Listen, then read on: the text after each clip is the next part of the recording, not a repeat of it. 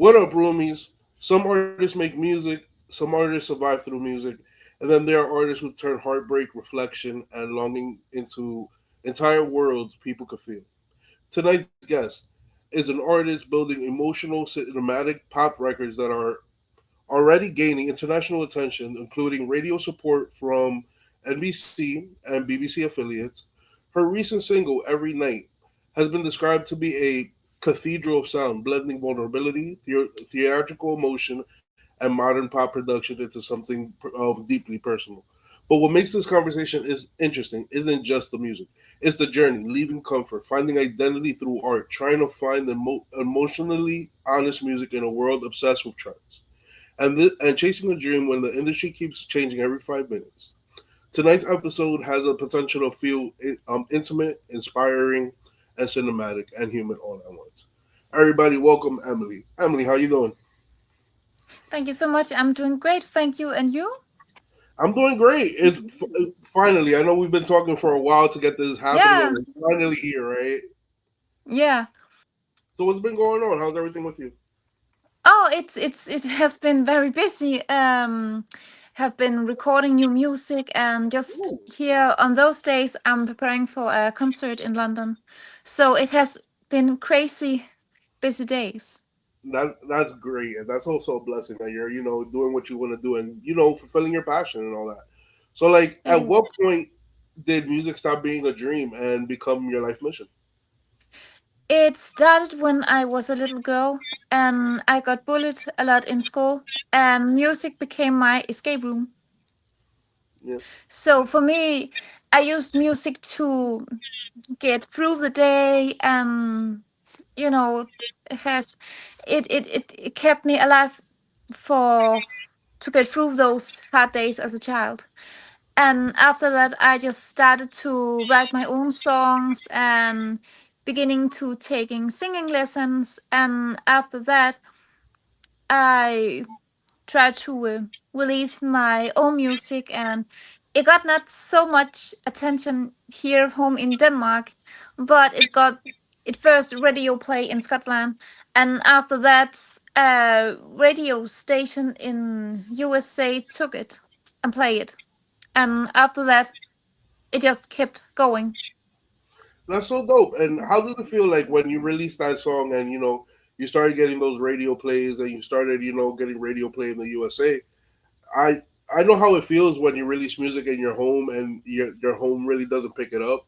But it's Mhm. also amazing when you see other countries and other places like really start thriving with your music. How did you feel about that? It is first I was really surprised because I have been told many times in Denmark it is very difficult for an artist in Denmark to reach out to the world and get attention and radio plays and concerts. But when I got my first radio play internationally, I was really sure about that was the way for me and my music. Okay. And when you got that first radio play, did it like confirm all that hard work that you put into like putting putting into your music and all the emotion? It has. That's what's up. So like,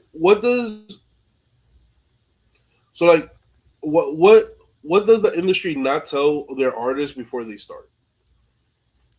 They don't tell the artist that it take lots of time to get through some things, and also you will not be supported immediately. Yeah. And it is a tough way, and there are lots of things you need to figure it out at yourself, especially when you are not have the biggest support, or if no one in your family are already in the music industry. It's Okay. it's tough. It's really tough work, and it's a tough world, and nobody is telling that. No, I get you. And like, when you were, first approached by the labels and all that, and eventually you got signed, what was like some of the lessons that you personally learned about like, being a new artist in the industry and like not getting the support that you thought you was gonna get once like you were through that threshold? it was very hard because I not because I can't be happy for others. I always cheering on others artists as well, but it was hard for me to see, especially here in Denmark, when they got supported and was telling by labels and what can you call it, some business that are working to support artists financial, they got those support, and I was like sitting back and was kept thinking, oh, what I'm doing wrong. But I told myself it's not because I do something wrong, it's just because this is not my path. Okay. And my path is through the world, not in Denmark. No, I got that. I got that. So you basically found out that you were bigger than you were bigger than the stage that you were being presented on, essentially, Yes. right? And Yes. all right, so like what do people think, right? What do you think people romanticize about when it comes to being an artist? Do you think that people have like because at the end of the day, it is still a job. It's your dream, but it's still a job. So like, Mhm. do you think people have like this misnomer of what it means to be an artist? Yes, most people think it's all about what can you call it, Hollywood and Yeah, standing on the red carpet, and it's just easy to get there, but it's not. It's all about hard work. It's all about to telling the story through the songs and make people feeling the stories. And I think the biggest gift you can get as an artist is when you got messages from people that are telling that your music is good, and or your music has got them to feeling something and yeah. got some memories back. I think that is the biggest achievement. No, that definitely is one of the biggest like compliments an artist can get, especially Mm. like when you help a fan or like somebody who really like digs your music, especially when you help them through like a hard time. Yes, true, because music can do so many things that most people are don't thinking about. That is true because music is frequencies and frequencies do help heal. So like, Yeah, what was like one of the best like compliments that you've gotten like off of like the new single or any of the other songs that you released? Like anything that really stood out to you, like damn, I'm doing the right thing. I think my biggest compliment was a fan from New York that wrote to me yesterday that he didn't care how long time it would take. His biggest dream was to see me performing in Los Angeles or New York, and he would be there. That's what's up. How did that make you Yeah, feel? Like, it makes me feel like I'm doing something great. I doing something for other people, no, I get that. I get that. and And I'm from New York as well, so if you do come to my town, let me know. I'll definitely go show some support, bring my people out with me. I will definitely support back and telling about your podcast. And I got you. But like, so take us through your journey, right? Have you had like any really like lonely parts like throughout like your career? I would say that some days have been long working days, and other days has been, what can you call it, when you were thinking it couldn't get hard enough. Not because I'm complaining. It's always great to see how the journeys goes, Yeah, but sometimes there can be some things that you didn't expect to come. true, true. Can you give us like a story or an example of like something that like hit you that you kind of like were inspired to write something to write something about it? Yeah, yes. I was trying to get also some concerts here in Denmark. Okay. But there was a time where I got a festival, and I was happy because I was on it, and I was like, yes, I'm gonna perform on a festival. And those who are in charge for that festival told me they had taken me off because they didn't mean there was enough space for me. So No, That's mad. first, but after, yeah, but after that I got the concert in UK, and I told myself, okay, he told me there was not space enough for me. That's a huge compliment. True. Because True. if they need to remove me because there was not enough space, that mean I'm something bigger. True on that. True on So that. I turned his words to motivation. Now I get that because a lot of other people would have taken that as a, as something negative. You know what I mean? But you took that and you ran with it. You know Yeah. what I mean? Yes. Yes. So like, when it comes to like your creative process, right, and you writing your music, do you usually go for like the your newer emotions, or do you like kind of like reflect on things that already had happened and you haven't like kind of like worked through that out yet? I think when I'm making a song, I'm always writing down what is going through my head, and sometimes when I have been out and walking through the streets, I can get some inspirations from if I hear people talking, or someone has told me that has been happening some things Yeah, through that day or in the world. I can get inspired by that. I got you on that. I got you on And that. if it's what can you call it, if it's something that's borrowing the world, I can take some inspirations from it and start creating some heavy what can you call it, electronic melody, so it's going like a heavy melody I got when you on it's that. yes, yes, like Dark Wonderland. So I can take inspirations from that. And if I have a day where I'm thinking about, oh, I'm happy, or I have seen, a movie where there was a unique scene in that, I can get inspirations also from that and creating a more sweet melody, more sweet, pop dreaming melody. I got you on that. So like, are you involved in like the actual production of the song, or do you just like write the song out like and just sit and just like perform it, or do you like get involved with the production and all that stuff? Both things. I like to get involved. And I also out there in the studio when he's mixing and putting the finished touch on the song. No, I get that because I'm also an audio engineer, so I know a lot of artists Hmm. like to be involved in that whole process of making sure that Yes. everything is packaged correctly. You know what I mean? And there's other artists that would just come in, record everything, and let it be in God's hands, as they say. Yes, true, true. And I think it's great when you can sit there in the studio and watch the process, because when you have put so much work into a song and it's finished, it's just like, wow, I did it. That is true, and you always got this great feeling of, oof, like I finally got that off my chest, or like, Yeah. Yes. and then you get that excitement of like, I wonder how people are gonna react to this. I wonder like what's the emotions that are gonna come out of it. And it's always like a mixed bag of things, but it's always great to like hear every perspective, even if a person doesn't like it.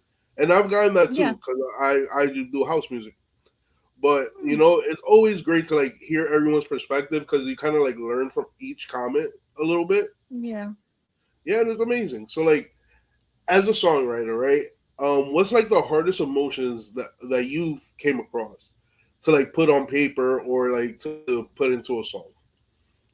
I think it was about love. I haven't been talking about this so much, but lately it has been getting a little harder about the what can you say, if it's a song about love or writing lyrics where it Yeah, has some unique words, because like if you're writing a song and and the song is starting like, oh, I miss him, or I missed how we used to be, how we used to walk together or talk together, and I miss the touch of your kiss, or something. It can get me hard to sing that song, is it because it's because bringing up those own yes, yes, emotions in yes, your yes, song? yes, true, because it brings some emotions that is really hard for me because I haven't been myself very lucky with love. Yeah. So when I was um, recording my newest song that was not right by me but by a label, it was a love song, and I was like, okay, it's a great song, but the lyrics with that we are dancing through the echoes, I was like, oh yeah. Mm, I have nobody to dance with, but it's still hard with that love that I didn't get. So I got you on that. I got you on that. yeah. And and just to break it down, the topic of love songs, because there've been like these awesome love songs throughout the decades or whatever, and there's always been something different when you speak about love, right? And especially when Yes. it goes into music, it's like it stirs this thing inside of everybody. Either it's something sad or something joyous. But like, what do you think is so hard? What do you think pulls people to like love songs, especially like ones with like this very deep emotion? I think love songs is because love has it has something really in impacts in our world and our life. So when we got heartbroken or we are totally in love with a person, we need to have those emotions out. And when you're an artist, um, you of course you express those feelings through your art. And when you're writing songs or sing, of Yeah, course, you are singing a song about it, but sometimes it just can be hard to get through when you are dealing with this with the feelings like that you never got that love. But as I have heard so many amazing love songs on YouTube and Spotify also, but sometimes when I hear the lyrics and or myself I'm singing a love song, I can get like uh, I uh, get you. yeah. It could get a little cringy sometimes, but it It does. can. But it does stir up those emotions. You know what I mean? Yeah. Have you ever been so? In your writing process, have you ever been writing a song and it like exposed a feeling that you didn't think you had in you? Yes, I was writing a song that I didn't choose to record because it got too close. Okay.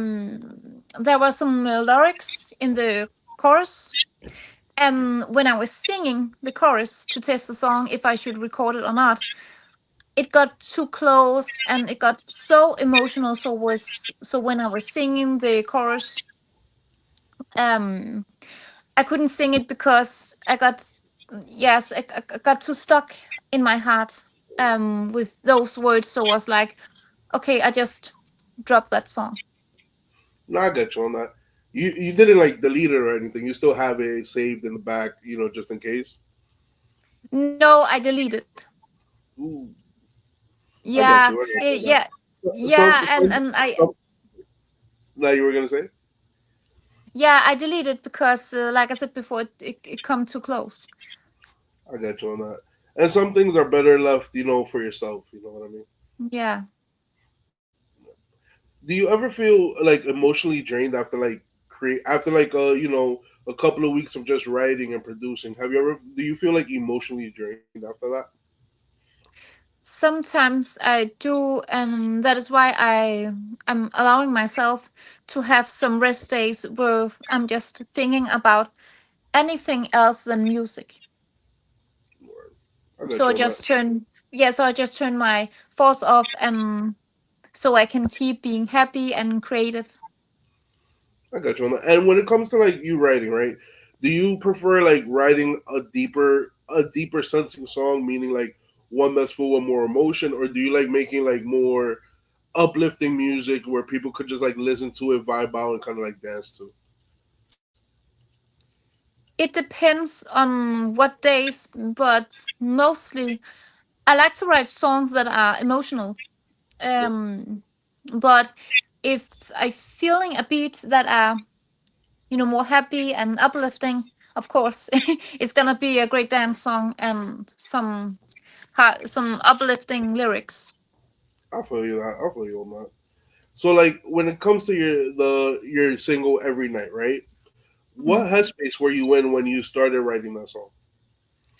I started crying because like I said before, I have been writing a lyrics that has been too close to my heart and drop it, and this time I was writing those lyrics that comes also too close to my songs. But when I was singing and writing that song, I was like, okay, I need to finish that to see how it goes, True. because it have some great words and some great emotionals in that songs. So I kept going, and even if I was laying the song for a moment to just finish crying, I kept going and took back the song. I feel you on that. And when you were writing it, right? Did you write it to help you heal, or were you just revisiting an emotion? It was both. It was to heal me from something from my past, Mm, and also to get through it. I got you on that. I got you on that. And what feeling Yeah. did you want like your audience and potential new fans to feel when they heard it? That's missing someone that and you were thinking about that person every night. I feel you on that always Yeah. hits home, yeah. Especially when you Yeah, feel. and yes, true, and I got so sad about the song when I was listening to it, so I ended up deleting the song from Spotify and other streaming platforms because I was too sad with the song. Oh man, Yeah. I Yeah, know how that goes. I and know how that goes. Yeah. yeah, so it's got too emotional, and I also got some texts from followers that was saying, "Oh, why did you have delete the song?" Yeah, because you never know songs like that. Songs like the all right. As artists, right? We're kind of like a little bit more judgy on ourselves than like most people are. And Mm, when something hits home, especially with me, when something hits home, I kind of like don't want to share it. But sometimes it's good to share it because you may help somebody come out of a depression with that song, or you may help somebody push forward. And those are the things that we, as the artists, really don't know until we read about it, get a message about it, or like, somehow through the grapevine we are made aware. So like, I get it that you deleted the song, but at the end of the day, sometimes those songs, also help our fans to grow and feel whole again sometimes. true, true. And I think that's what I said before, that music helps a lot to going through things, and even if some things hurting, not so or very very difficult to express, music can express it for us. True, because sometimes songs are like conversations that we Mm. never had to have, and we're putting those emotions out there. So like, when it comes to that, do you feel that like your music kind of like reflects that, like kind of you're releasing your final thoughts into like that particular subject or that particular emotion? Yeah, and especially with every night, it just, for me, when I was getting that song out, it was like I was talking to others and reaching out, um to tell that, hey, I really miss someone, and that is how I feel right in the moment. And if you are someone that missing someone in your life, or that is a person you can't forget, this is just for you. I got you on that. So Yeah. when it comes to like your on stage persona, how was it like performing for the first time? Like, you got dropped from the festival, I know that. But before that, Mm. how was it like when you first got up on stage? How did you feel? I was pretty nervous and I was shaking after I got from the stage. I was like, Yes, I did it," but I was so nervous.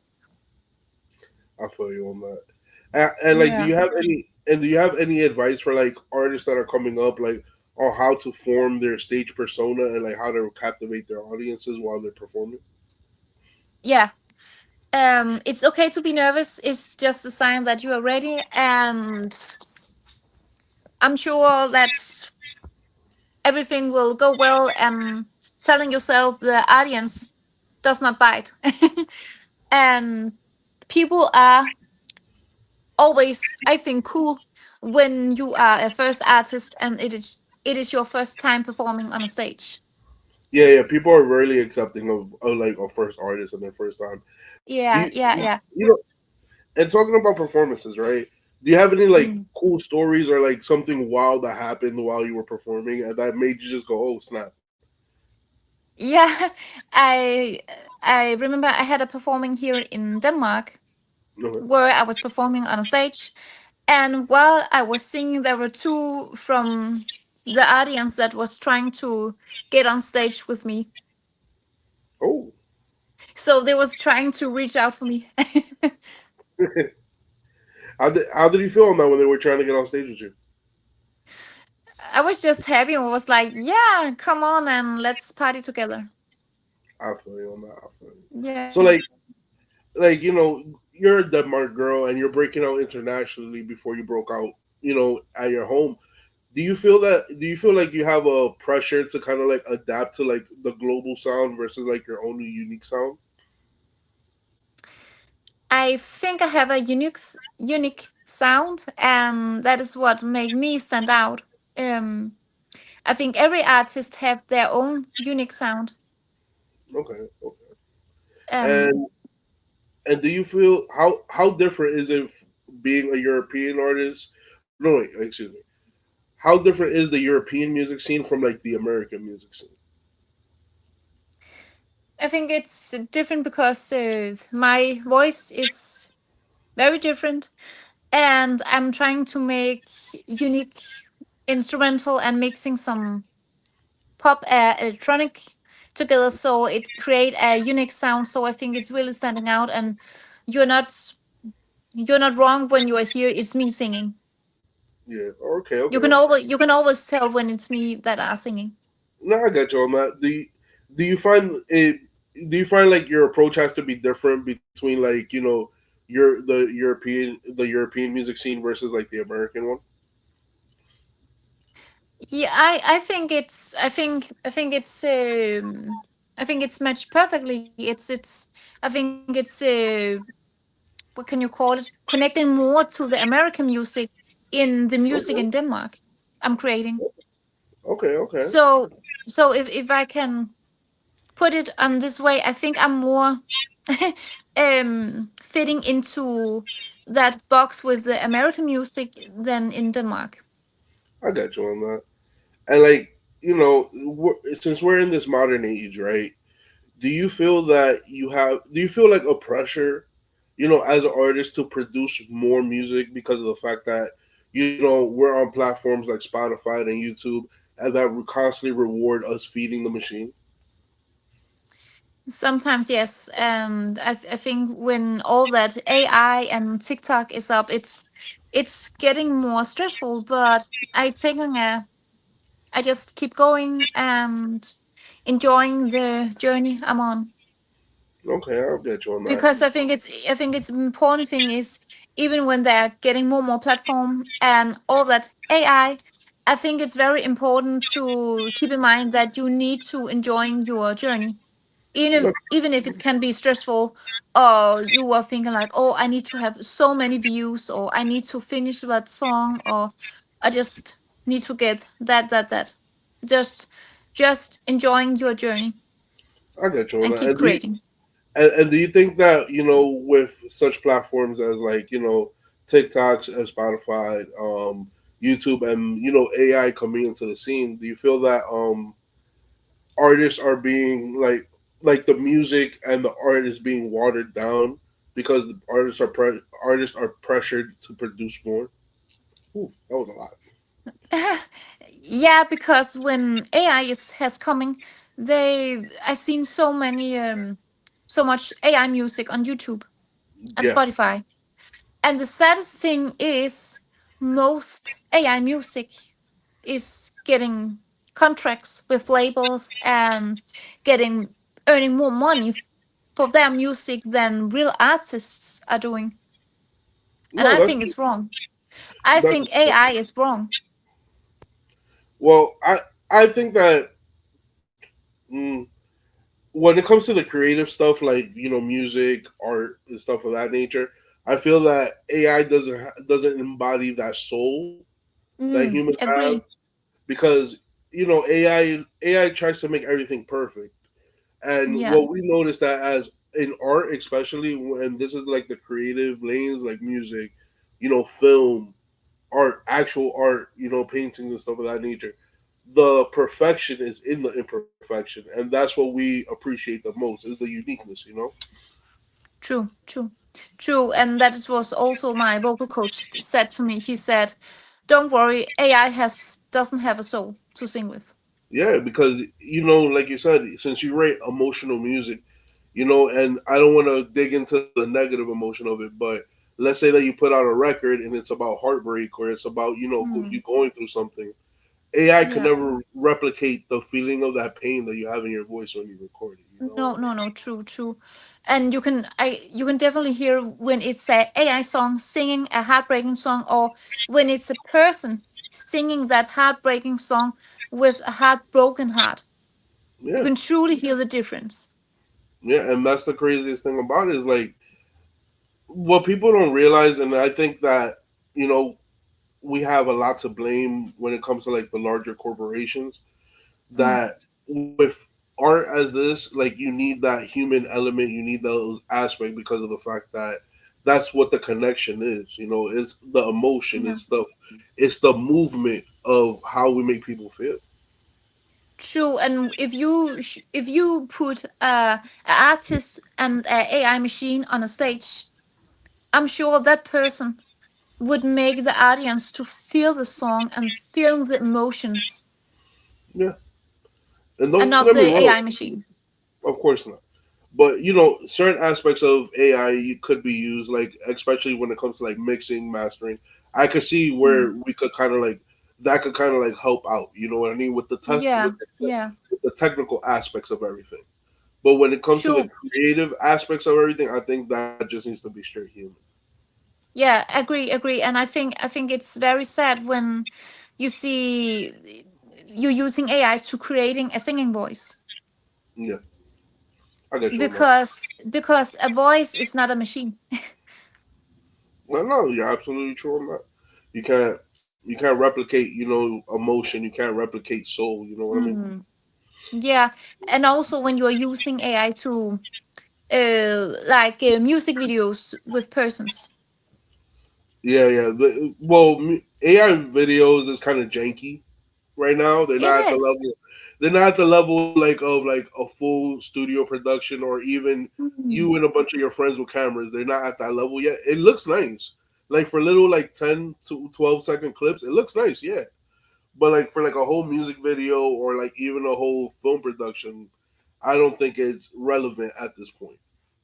Agree, agree, because you can definitely see when how can you say it so it doesn't sound mean.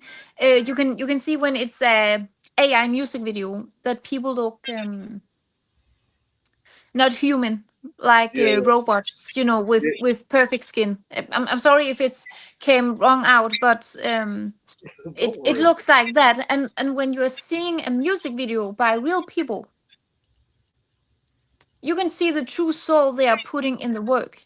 When Yeah, they're standing there and mimic the song, and you can see like I was seeing a music video from an independent artist in New York, the streets, and he was rapping and the cars, and I could feel the story about his song. yeah. Because because when you're actually filming everything, you could kind of like depict the feeling behind what you're trying to portray through Yeah. imagery, and like you can also feel like, especially when it comes to New York, you can kind of feel the grittiness of New York through actual film Mm. versus it being AI generated. Yeah, and I also could feel his story Yeah, through the music video and the environment he was living in. So, you know, just pulling away from your own music and getting your perspective as an artist, do you feel that most artists are addicted to chasing the next level and aren't satisfied where they at? I think it's different from artist to artist, but I think most artists are always chasing to getting more and have their music to getting further. And I truly understand that, because who would not in this, when you are when it's your passion, and when it's your dream, of course you will have more and you will keep working for more. No, So I I got you. understand. I got you. And as a creative person, do you ever feel like, because this happens to me a lot, and it's probably because of my imposter syndrome. But do you ever feel like fully satisfied with your work, or do you constantly feel this need to keep on creating and pushing yourself? Yeah, lately I have. I have been afraid to admit it, but I have a feeling like I can't get enough. And I need Yeah, to work all the time, and I need just to getting more and more. I feel you on that, and I get that 100%. And like, how do you prevent yourself from like burning out and like feeling like tired? I've done too much. I have I have 2 days where I'm off, where I'm just being human. Not an Mm, artist, not a singer, just me, just off days. I feel you on that. I feel you on that. Where Um, I do stuff that is not involved music. True on that. And like, as an artist, what's your perspective on the weirdest thing about being a musician? I think it's when you being asked, oh, you a singer, or can you sing something, and you're just standing in the middle of the street, or people are assuming that when you're an artist, or you not going to make it. Oh, I feel you on that. I get you on So I can be like, and why are you the judge of that? that. I got you on that. I got you on that. Has there ever been a song that you wish you were like, damn, I wish I wrote that? Yeah, see a song, alive. Okay, that's what's up. That's what's up. And since you're in the industry, what is like a music industry red flag? I think one of the biggest red flags in the music industry is when you are expecting artists to be something that is, what can you call it? Like AI, Yeah, something that isn't real. I got you on that. I got you. Yeah. So like, And also, I think people are getting more and more mean in the music industry. So I yeah. think it would be great if we could be more nice to each other and more supportive. But I think everybody, like in general, I think everybody's a little bit on edge and like becoming a lot Mhm. less courteous to one another, for lack Yeah. of better terms. Yeah. Yeah. So So, I think it would be better if we were more polite, or yes, more or at least sweet. a little bit more courteous to each other. At least a Yeah, little bit. true, true. We don't have to Yes. be essentially nice to each other, but Yeah, a please and a thank you goes a long way. it does. So, like, do you think that social media is helping artists or emotionally destroying them? I think it's helped a lot, because Okay, with social media you can you can reach out more to your audience and to other people, and you can create something great on social media. I got you on So that. I think it's a big help. Okay, cool, cool, cool. Do you um do you think that heartbreak makes for better art? Yeah, even if it's not funny to have a breaking heart, it's make art something. It makes art great, because one told me here in the music industry that the best songs are wrote from a broken heart. Okay, and why do you think that? Why do you think that having that pain like helps art propel forward? because it gets your feeling more through. Okay. Okay, I got you. I got you on that. What's up? What would you, in your opinion, what's the biggest lie the music industry sells to young artists? You need to get signed to make it. Okay. Okay. I And got you on that. also, yes, and also you need a big team to start. No, you need to create everything self.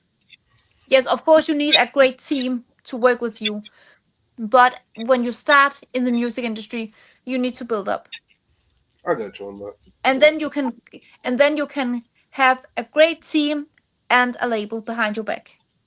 Okay. Okay. This is a tricky question. What do you feel is more dangerous for an artist? Failure or success? I think it's a mix A because mix? failure can get you self doubt on Okay. yourself. Um, and I think failure is a part to get success. Okay. And when you get the big success, the toxic in that is you can forget everything you have learned because you are relaxing. It's like, okay, I won the big game. I don't need to practice. I don't need to using my skills anymore. Mm, So I okay. think it, or like so many saying you are forgetting where you're coming from Okay. and why you start doing this. Okay. Basically, so like success could kind of like blind you from your original mission on that path. Yeah, if you don't have yourself on the path all Okay. along from where you started to you get many rejections. Yeah. Sorry, my English. You got it. Yes, rejections and to the biggest, success when you're standing and just won your first Grammy. I got you. I got you. All right. And my last question, right? Do audiences fall in love with the artist or the idea of the artist? I think it's both.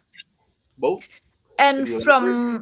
from my perspective, I think a lot of my followers have been falling in love not only with my music but also of how I am as an artist, how my personal is, and how I am as a human.